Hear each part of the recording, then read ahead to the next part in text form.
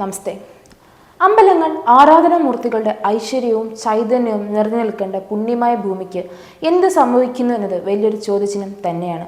Cabaret ഡാൻസുകളും party പാട്ടുകളും അഴിഞ്ഞാടുകയാണ് അമ്പലപ്പറമ്പുകളിൽ ഇപ്പോൾ.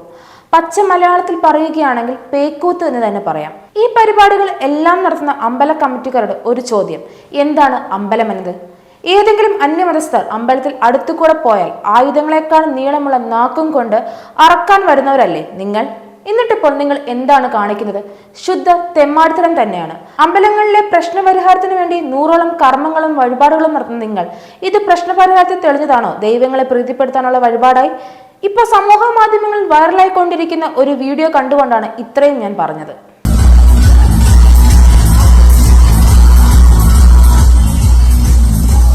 ഇപ്പോൾ നിങ്ങൾ കണ്ട വീഡിയോയിലുള്ള ആഭാസം കൊച്ചിയിലുള്ള ഒരു ഡാൻസ് ബാറിലെ അല്ല, പോരുംവഴി അമ്പലത്തിലെ ഗാനമേളയാണ്. ഗാനമേള കാണാൻ തടിച്ചുകൂടിയിരിക്കുന്ന ജനങ്ങൾക്കാർക്കും അതൊരു അമ്പലമാണല്ലോ വിചാരമില്ല.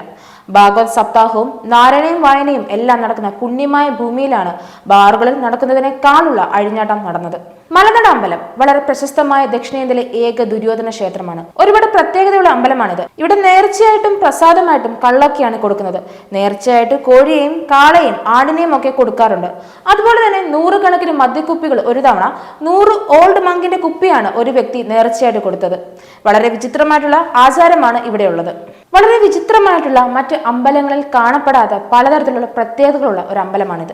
ഇവിടെ ശ്രീകോവിലില്ല, വിഗ്രഹങ്ങളില്ല, നാളുകൾക്ക് പ്രാധാന്യമില്ല, അമ്പലം അടയ്ക്കുകയോ തുറക്കുകയോ ചെയ്യാറില്ല. അതാണ് മലനട മുത്തപ്പന്റെ ഈ ക്ഷേത്രം. ഇവിടെ ദുര്യോധനാണ് കുടികൊള്ളുന്നത്.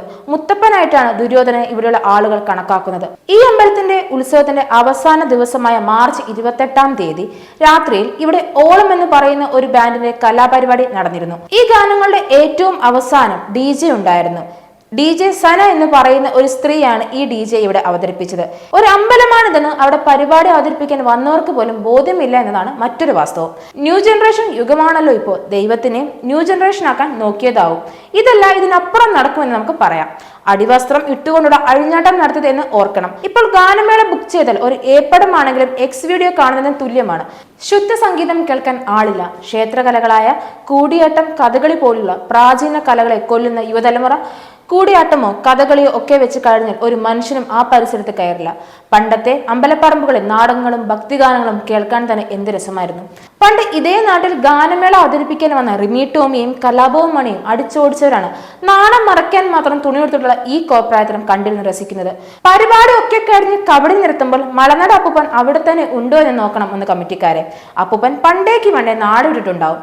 കൊല്ലത്തെ ക്ഷേത്രങ്ങളിൽ നിന്നാണ് ഇങ്ങനെ തുടർച്ചയായി ഓരോ പ്രശ്നങ്ങൾ വന്നുകൊണ്ടിരിക്കുന്നത്. എന്താണ് ആ ജില്ലയിൽ ശരിക്കും സംഭവിക്കുന്നത്? ഹിന്ദു സമൂഹത്തിന്റെ അധപതനം സംഭവിച്ചിരിക്കുന്നു. വഴികാട്ടി കൊടുക്കേണ്ട പുതിയ തലമുറയെ വഴിതെറ്റിച്ച് ഹിന്ദു സമൂഹത്തെ നശിപ്പിക്കുന്നു. ബ്രിട്ടീഷ് ഭരണകാലത്ത് ഒരു സായിപ്പ് ഇന്ത്യയെക്കുറിച്ച് പഠനം നടത്തി കണ്ടെത്തിയത് ഇങ്ങനെയായിരുന്നു: ഇന്ത്യയുടെ കരുത്ത് അതിന്റെ സംസ്കൃതിയിലാണ്. ഇന്ത്യയെ തകർക്കണമെങ്കിൽ അതിന്റെ സംസ്കൃതിയെ ഇല്ലാതാക്കണം. അതിൽ പരാജയപ്പെട്ടത് കൊണ്ടാണ് പിന്നീട് അവർക്ക് കെട്ടുകെട്ടേണ്ടി വന്നത്. എന്നാൽ ഇന്ന് ലെഫ്റ്റ് ലിബറലുകൾ ഹരിത മതേതരവും ഒത്തുചേർന്ന് നമ്മുടെ ഹിന്ദു വിശ്വാസികളുടെ സംസ്കാരം തച്ചു തകർക്കുകയാണ്. എങ്കിൽ മാത്രമേ തിന്മയുടെ പ്രതീകങ്ങളായി അവർക്ക് വളരാൻ കഴിയൂ. ഹിന്ദു സമൂഹം ഈ വിപത്തിനെ ഒറ്റക്കെട്ടായി നേരിട്ടില്ലെങ്കിൽ ഇവിടെ കാശ്മീർ ആവർത്തിക്കും എന്ന കാര്യത്തിന് തെല്ലും സംശയമില്ല.